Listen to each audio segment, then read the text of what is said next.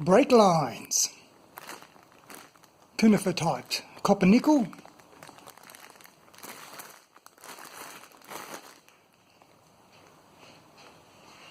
Beautiful. So the brake line that I got here from the UK will do the front to the both wheels and from the connector to the back here. And what I've done is, because I'm running the 11-inch 109 brakes at the front, which have a twin piston or twin cylinder setup, I've also made up a set of brake lines to join one cylinder to the other.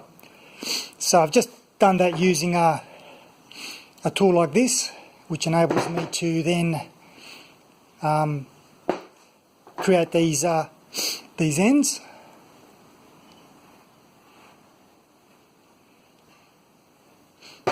Fairly straightforward. I'll be doing the same for the top pipe. Excuse me. So I've done all that. So what I'm going to do is try rolling this out, start feeding it, but before I do that I need to get the original joiner here, the union, and clean all that up and get that ready for installation onto the chassis. This is the original brake line from the 88.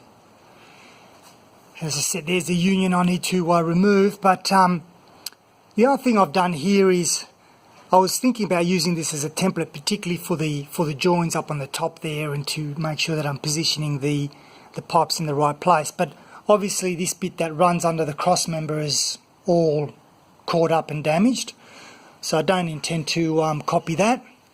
This one that runs to the back of the chassis looks pretty good, so I can probably determine where that all goes. And then of course I've got to just make sure that I follow where the clips go onto the chassis, so that's another indicator. So I'll take it in stages. I'll do one bit, then another bit, and so on. So that shouldn't be too much of a problem. And because after much persuasion I had to use the vice grips after all that, because these things just would not come out. You can see how crusty everything is.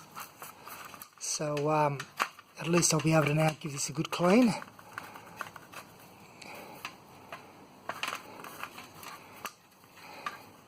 Right, so we have for each section it's marked with a letter. So A, B, E, etc. All in here, and these correspond to the instructions that's provided there. So it should be relatively straightforward. It's just a matter of rolling it out, putting the appropriate line against what it should be on each side, and rolling it through. So I'm really impressed with the quality. These lines were actually very, very well priced, getting them from the UK in comparison to other well-known brands. It was almost like a 30-40% off, so I was really, really pleased. I've got the bracket. I've cleaned this up, and I've got the bracket that holds this in place currently drying, and once that's done I can put it back, and then I can start kind of hooking it up onto the chassis. So while that the bracket over there dries, I can install the two rear axle brakes. So I've put this one on this side. This is a shorter one, and I've got the longer one over on that side. So what I'll do now is I'll just feed it from the brake caliper, come down across this bracket here, and then back up there. So what I'm going to do is I've got the clips that go on here, so I'll just grab those and I'll start reeling it out. So these are the clips that I bought because all the ones that I had were damaged. And yes, I am repurposing all old nuts and bolts I don't see the reason why we can't use those. They're not a high tensile area, so I'm just cleaned up the threads and yeah, reuse those. Well, so far it's been pretty straightforward. I mean, you just got to go really slowly and make sure you don't apply any sharp bends. But you can see here that I've already done this side. Where the rubber tube is here, I'm going to put a zip tie around that. Comes up. Now this is the side that I've got a problem. You can see it comes down here all nice. And then of course, it's too long.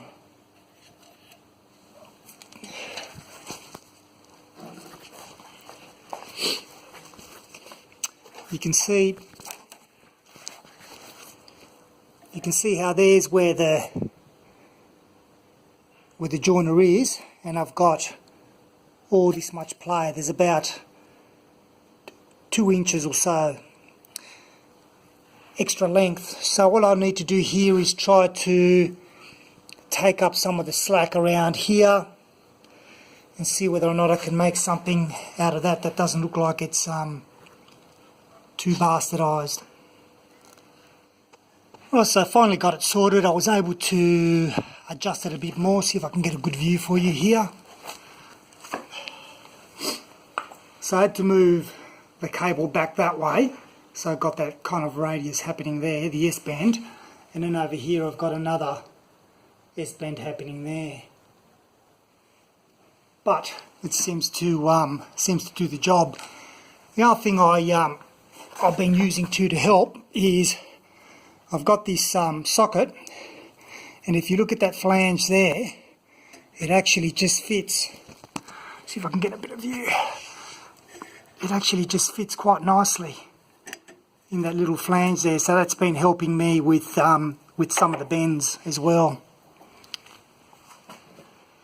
But if you go really slowly like I have, you know, you just make sure that you don't apply too much pressure in one little spot. You spread it out, and it should work out. So that's pretty much the back done. So happy with that. Now what I'm going to do is I'm going to go back to this here and put this back together so I can start running the 3 at the front. So this is the front, excuse me, front right side, driver's side in Australia. And what I'm going to do here is I've decided to copy this one because that actually is quite good. So that radius there, I'm going to try to copy all of that. It's not...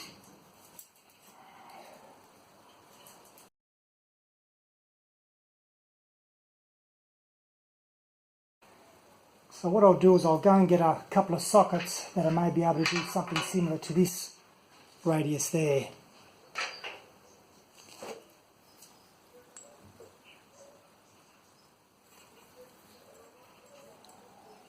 Pretty close.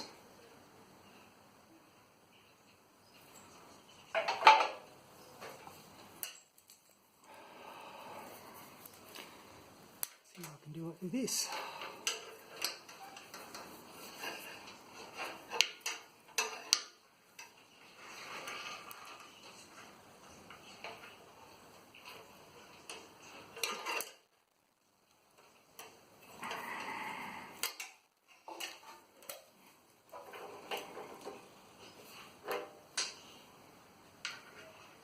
Suppose it's not a bad start.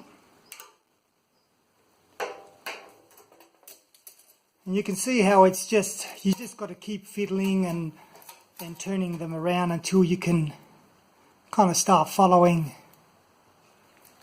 the pattern. Okay, with it fairly close to what I think it would be, what I'll do is I'll just position it and start clipping it in place and making the minor adjustments as you go along. So I think that's probably going to be the better bet.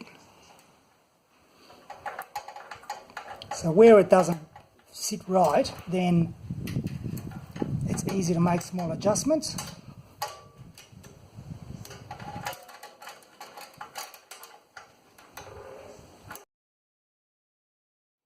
It's just another example of how I've brought it through, up and down. Now again, this line was slightly longer, so I had to compensate by adding additional turns. But you know, I suppose it's better to have it a little bit longer than too short. And in the meantime, what I've done is I've added the front brake lines from one cylinder to the next. That was a real pain to do, especially on the bottom. There's not much room on the bottom. I'll show you there.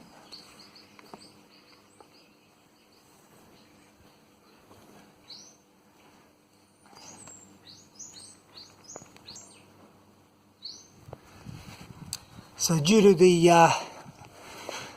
arm there, it's everything's so tight there that you have to have very, very tight bends. But again, going slowly, it kind of worked out okay.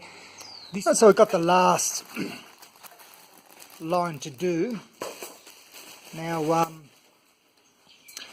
again, I'm really, really impressed with the quality of these lines, the fittings and the everything else that goes with it. So with this one here, I'll be feeding it from here, coming down behind, obviously the cross member, up and to the other side.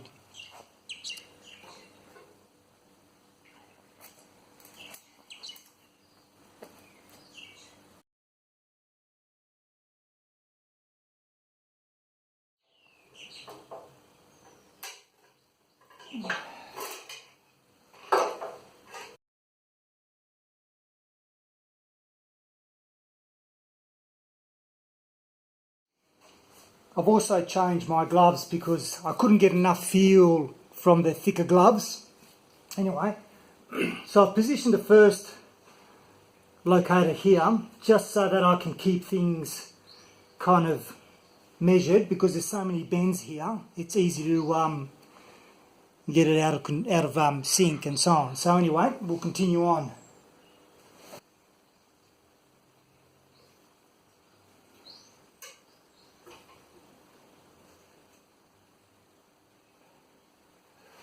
Might actually change that.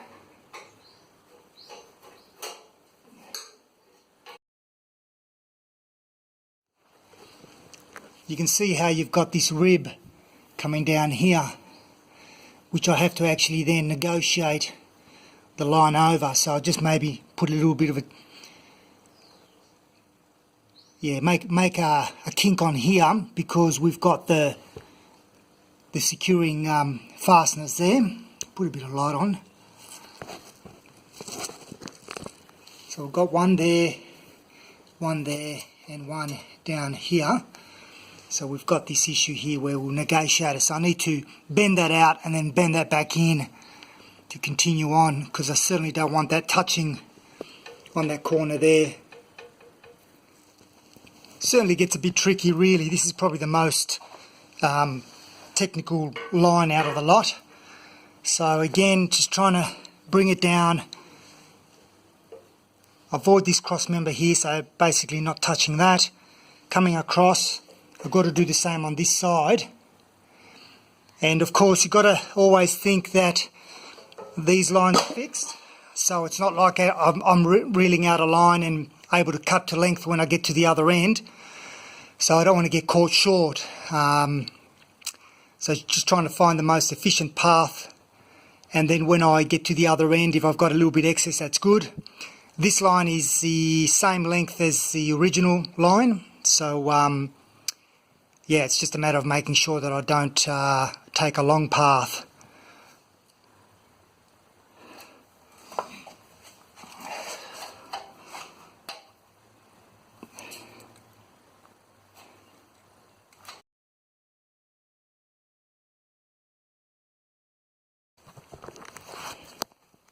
So again, it's just a matter of manipulating the line until we can make it fit. Almost there. So that'll come out. I need to kink back in. It needs to meet up with its mounting points. So over here. So yeah, there's still a lot more bending and twisting to go, but we're getting there. I think you get the idea anyway. Okay, so I finished the job. Not the tidiest one, I must admit. Nothing to do with the product, of course. It comes in a roll and you just got to roll it out and make it fit. But anyway, came out okay. So this joint here comes up. Well and truly supported at this end here, no vibration there. Comes down, supported by these various clips.